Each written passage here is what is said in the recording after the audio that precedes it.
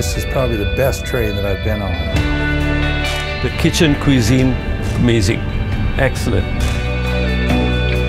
You can sleep on the train at night and wake up in a new city. All in all, it was a very well-balanced program. Cruising the Mekong is actually one of the best trips in the world.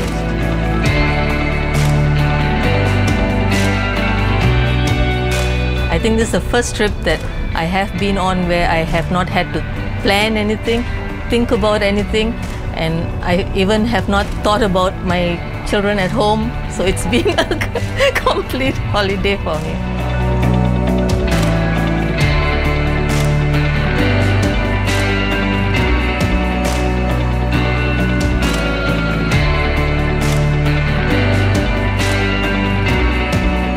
Highlight has just been the whole trip, everything, you know, fantastic train, fantastic guides, interesting people, lots of history to absorb, the arts, the culture, everything. So it's all been a highlight.